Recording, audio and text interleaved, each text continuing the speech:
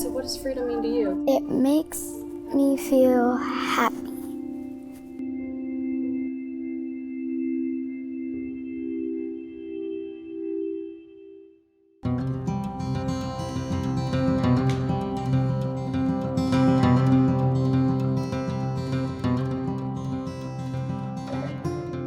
Favorite freedom? Oh wow, probably freedom of religion.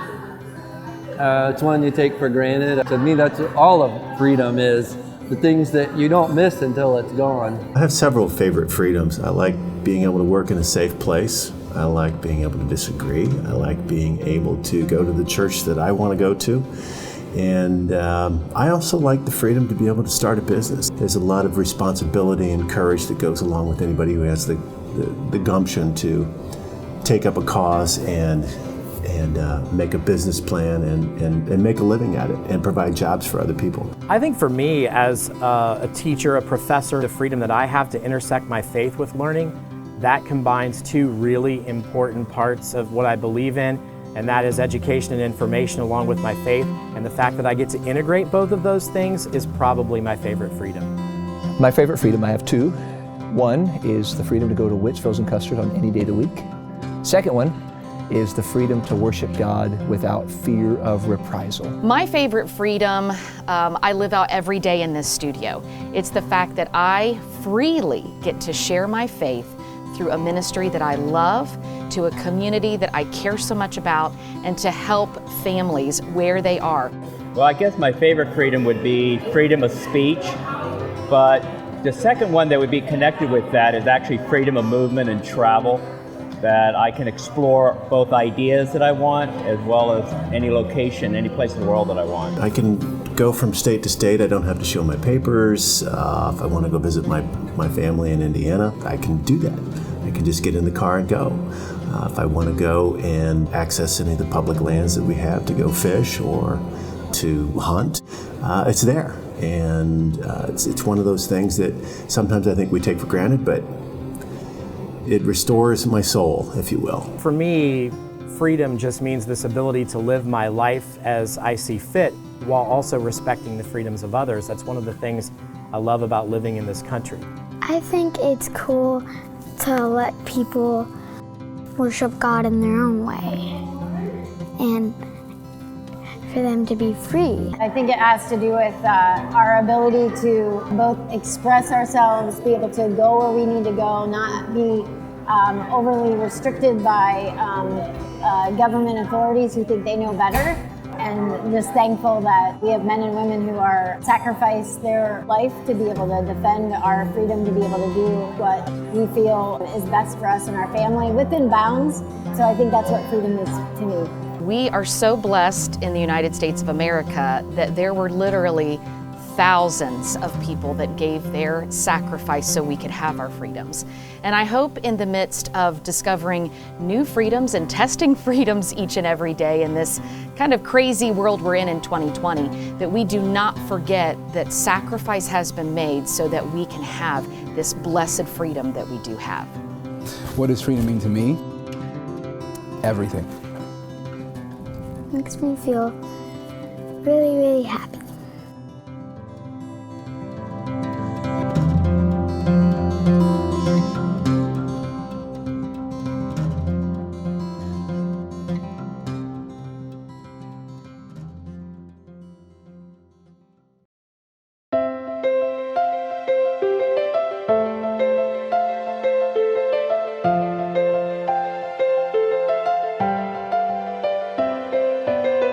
I don't know that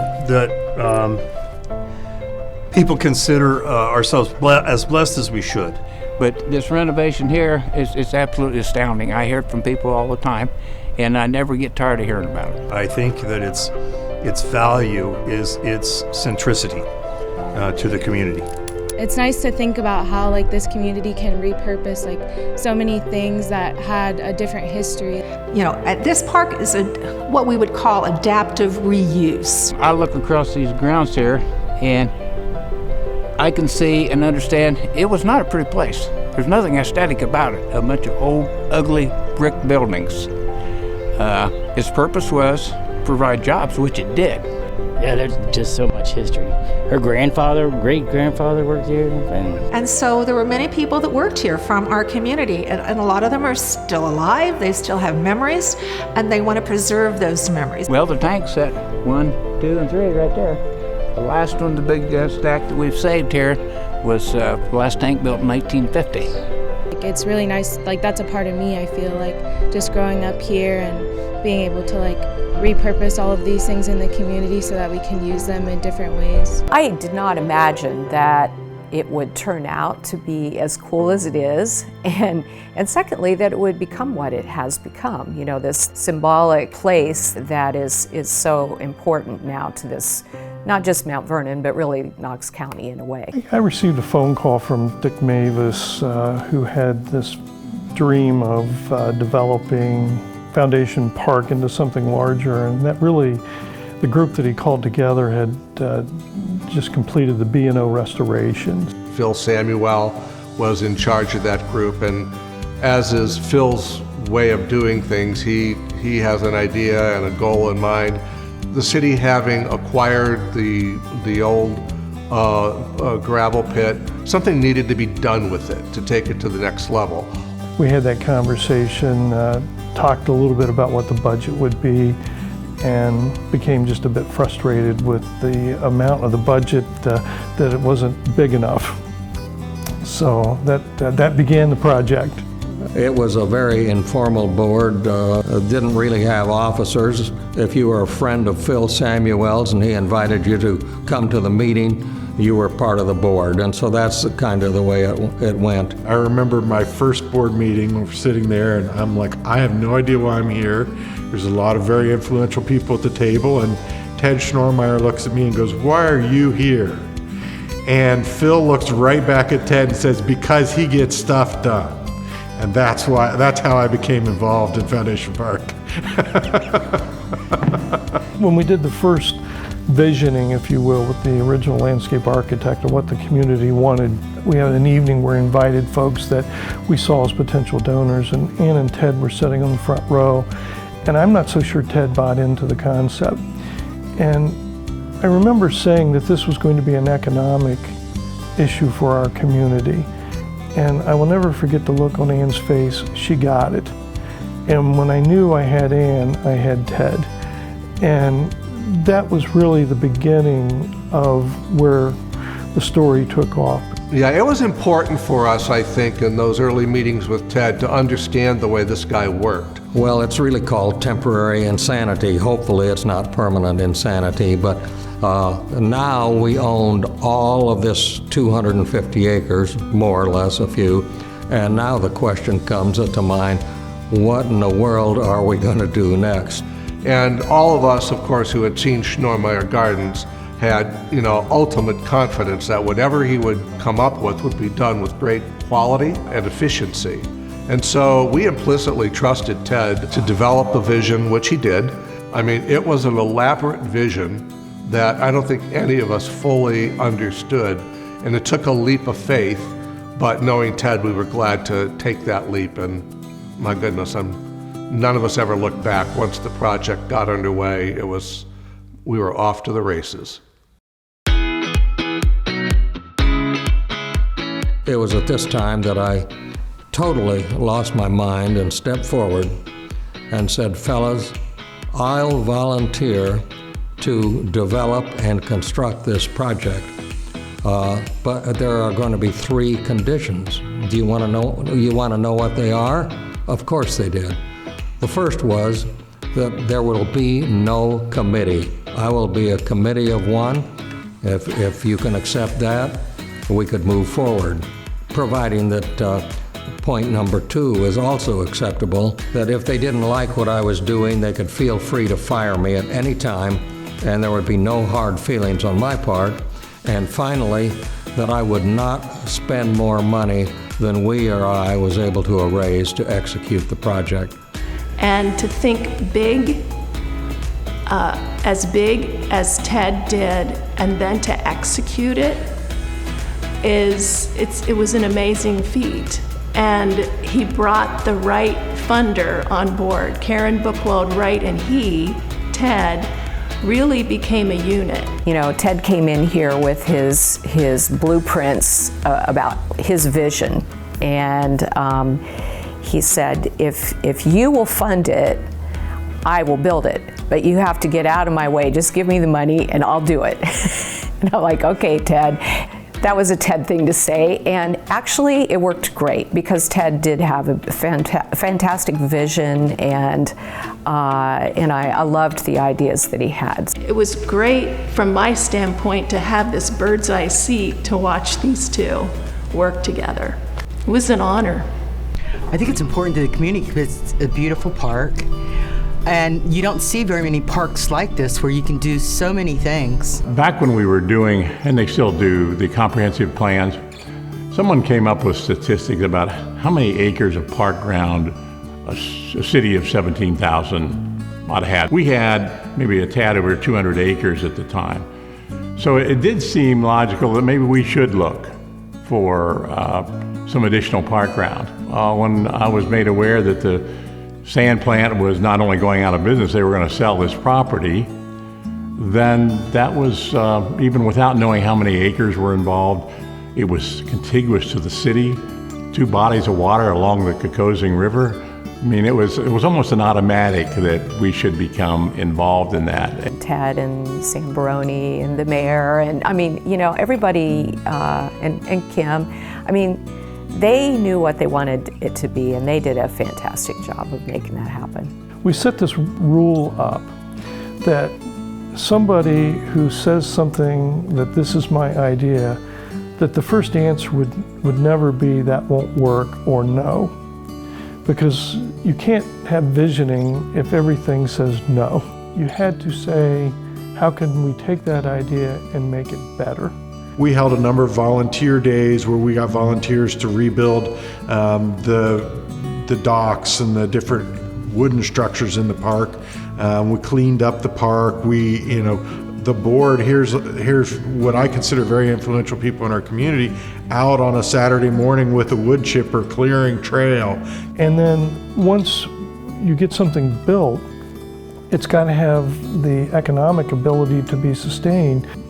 Council began to ask questions, again going back to the Kim Rose and the foundation board. They began to think about what some alternatives for operations would be. I thought it was really critical that it have an endowment that would last for the next 100 years and that would pay for maintenance and would pay for upkeep and would pay for, you know, potentially new buildings or whatever needed to be done, because I wanted it to have longevity.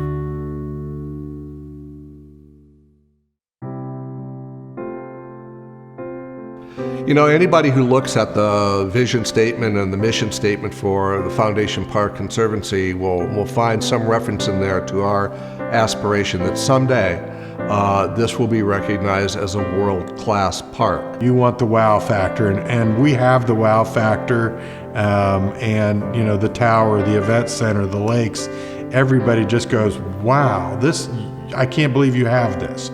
25 years ago, we only had like the city parks, not very much else there. As you know, there's no state or anything else within our county. And so I think we're all paying more attention to the value of the green infrastructure, you might say. I come out here to walk, I kayak, I attend events, I have picnics out here. Anytime I have friends visit from out of town, I bring them to this park. I just love it out here and I love showing it off. And there's so many things to do, and I love to walk the labyrinth also. I like to bike ride, and I love the tower. In this time of, of being sheltered in place and having restricted movement, it's an important part of our lives now. And I think we're not going to go back to just sitting around. Another aspect I like is the area outside there. When we were somewhat quarantined, 5 of my friends came out, brought our lunches, and sat 5 to 6 feet apart and enjoyed some visitation. I like to walk my dog. He loves the park. He loves to pee on every tree. And I like the beauty of the park. It's amazing. There are a lot of problems in the world, for everyone right now. So I think with the park, it is such a great, like I said before, escape. It brings people together. It really does. And you forget about your problems and just enjoy nature. And it feels like you can really be in community with other people in Knox County.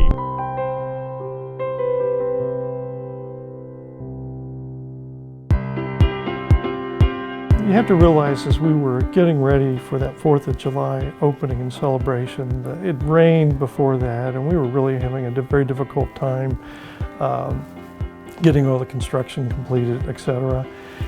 But we had this group of people that, as I described earlier, no idea got shot down. And it's really fun to be in a room where everybody comes up with ideas.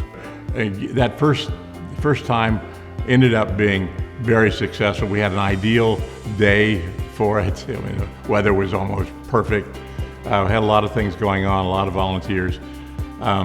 So I can't say enough. It was a very special time. And it was a magnificent day with magnificent weather and huge throngs of people that came here to celebrate the opening of this park, and it was so memorable. I remember all through the development of the park, there were citizens who were kind of watching with rapt interest, who would come up to Ted or others on the committee and say, okay, where's the play park going to be? Where's the swing sets or this or that or the other devices? And Ted kept saying, you know, there isn't going to be any. And they looked at him quizzically and said, well, how can this be, you know, a park, you know, if you're not going to have things for kids to play on?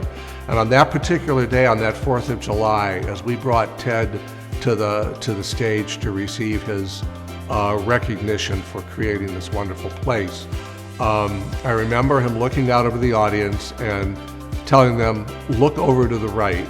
And he was pointing to the terrace that's just beneath the Raston Tower, which was just flooded with kids running up and down, you know, not a play device in sight. And he said to them, for all the people who asked me over the last 2 years, what are the kids going to play on? Just look over there and see your answer. So my favorite part, maybe ironically, is the fact that there is no playground equipment, because I think that it lends itself more to open play. So it allows them just to have that imaginative space instead of a slide and monkey bars. It's much more open-ended, I feel like. Couldn't be more delighted by the usage that the park is getting. The kids rolling down these terraces.